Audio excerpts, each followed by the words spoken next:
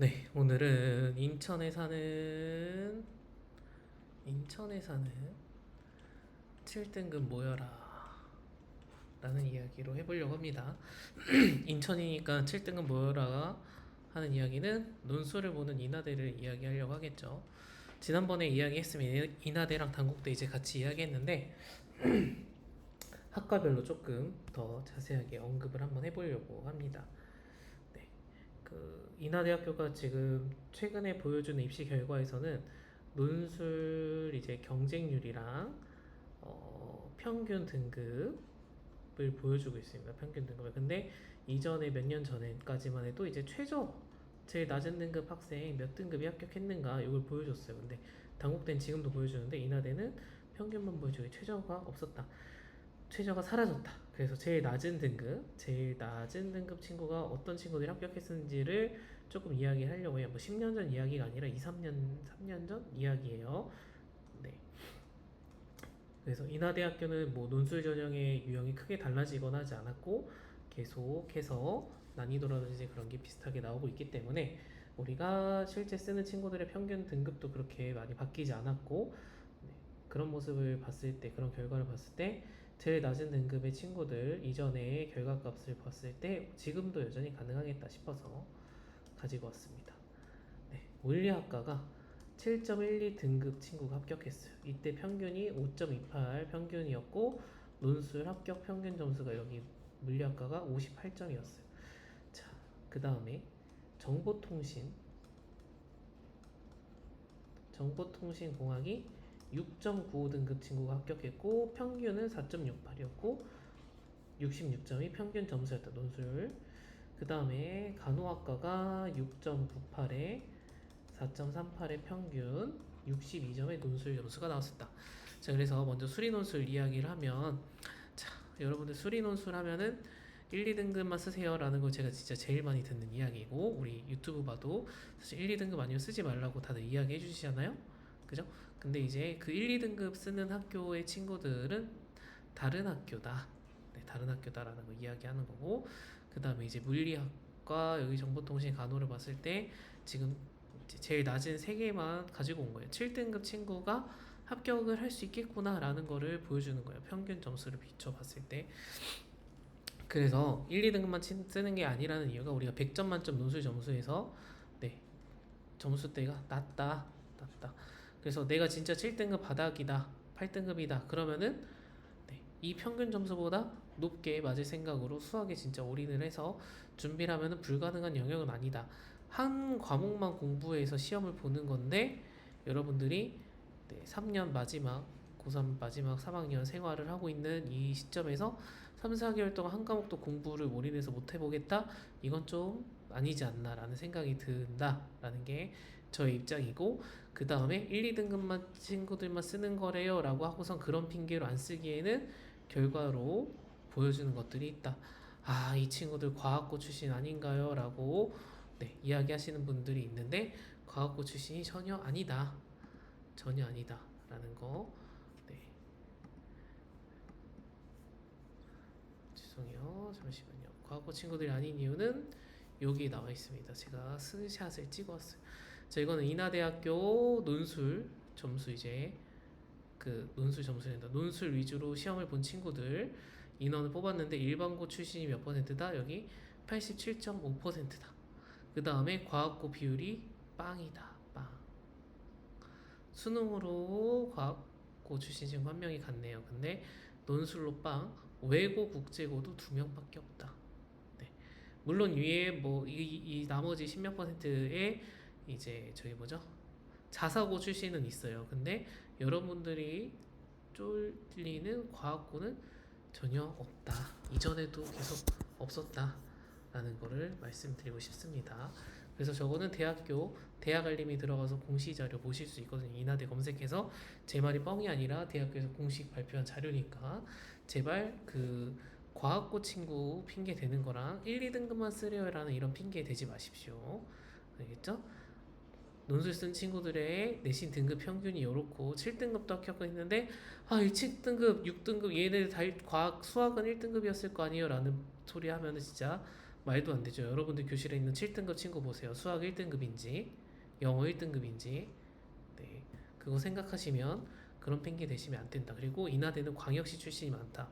인천 친구들이 안전으로도 많이 쓰지만 그 뭐지 상향으로도 많이 쓰고 논술로도 많이 쓰고 제일 인천에 있는 학생들이 가장 그 많이 쓰는 대학교 중에 하나로 생각이 되기 때문에 찐 나의 경쟁자 중에 한 그래도 30% 40%는 내 옆 교실에 있는 5, 6등급 혹은 옆에 학교에 있는 5, 6등급 친구들일 확률이 매우 높다.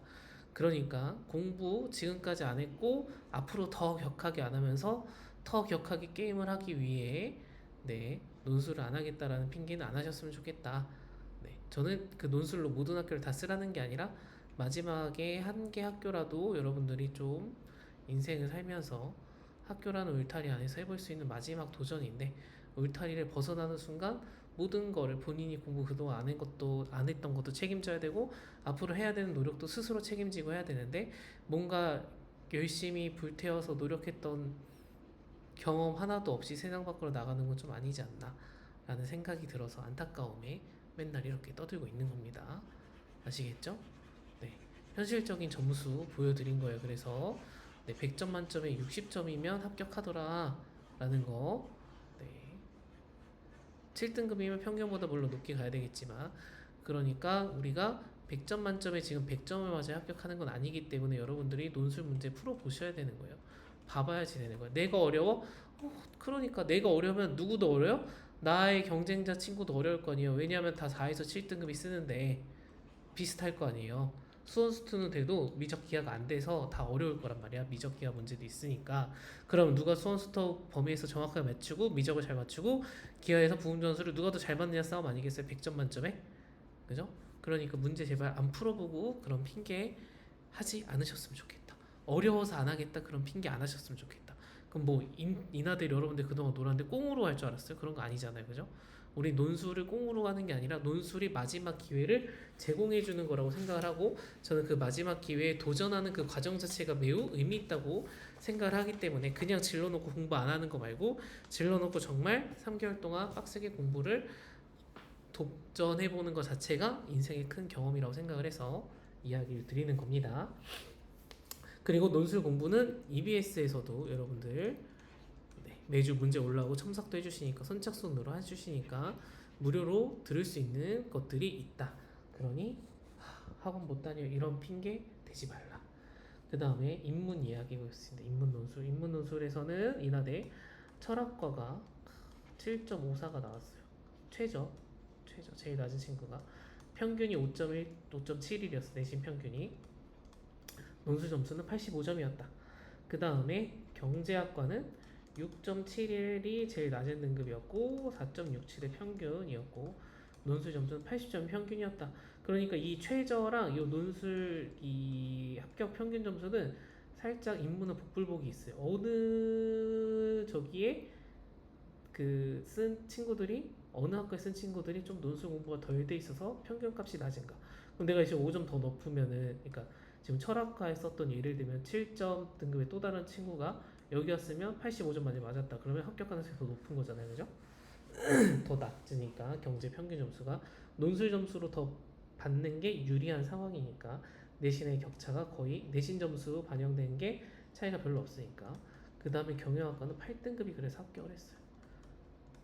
내신 평균은 4.85였고 논술 점수는 78.5다. 8점 친구는 아주 럭키비키하게 갔죠. 평균도 제일 낮은 곳에 써가지고 따라잡아야 돼. 그러니까 논술로 역전시켜야 되는 격차가 가장 낮은 학과에 아주 럭키비키하게 걸렸다. 그죠? 그러니까 우리가 합격 사례가 지금 7에서 8등급까지 있다. 인문도 이 내신 반영하는 거는 이과는 똑같으니까 이과 친구들도 본인이 수원수투 미적 기하를 준비 잘해서 뒤집을 수 있다. 뒤집을 수 있는 가능성이 있고 내신을 반영하는 학교지만 사실상 논술 100과 다름이 없다라고 우리가 생각을 할 수 있는 거죠. 그죠? 대부분의 경쟁자는 4등급 친구들 되겠지만 8친구가 이 4등급의 내신 격차를 논술로 뒤집을 수 있을 만큼이 되겠다. 이 평균 점수를 봤을 때 충분히 더 이제 인문 같은 경우에는 100점 만점에 뭐 90점 정도를 목표로 해서 90점을 맞는다면 어느 학과를 써도 사실상 거의 합격할 수 있는 네, 그런 게 되겠죠. 수리 논술보다 합격 평균 점수로만 보면 인문 논술 점수가 더 높아요. 맞춰야 되는 점수가. 수리 논술이 오히려 더 네, 점수 수치상으로만 보면은 더 낮지만 문제 아예 손도 못 댈 수 있는 가능성이 있으니까. 어쨌든 인하대는 우리가 여러분들 가장 정석적으로 생각하는 글쓰기, 전형적인 글쓰기 논술이고, 네, 글쓰기 논술이고 2시간 동안 시험을 보고 천자를 쓰셔야 됩니다. 근데 이제 인하대는 문제 유형이 계속 똑같았어요. 오래전부터 2000 몇 년도지?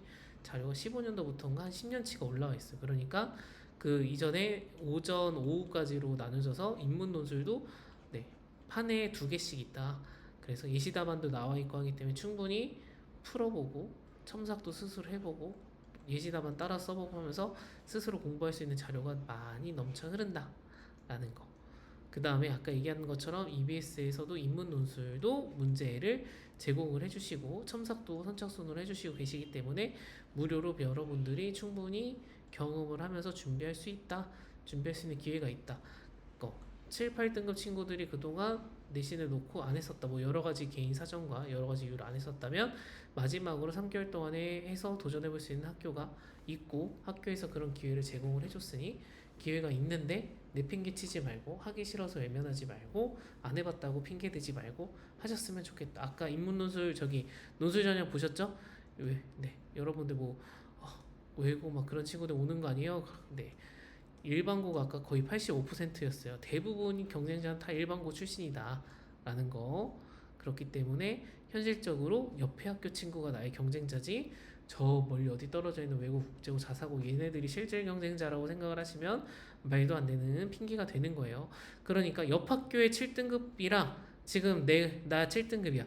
옆 학교 저쪽 옆 학교 7등급이랑 비교를 했을 때 내가 글 못 쓸 것 같은데 하면은 이거는 좀 너무 뭐 그럴 수도 있겠지만 옆 학교 7등급보다 내가 글 무조건 못 쓸 거야 하고 쫄려라고 하고 안 하면은 그건 좀 핑계가 안 되지 않나, 납득이 안 되는 영역이지 않나라고 개인적으로 생각이 듭니다.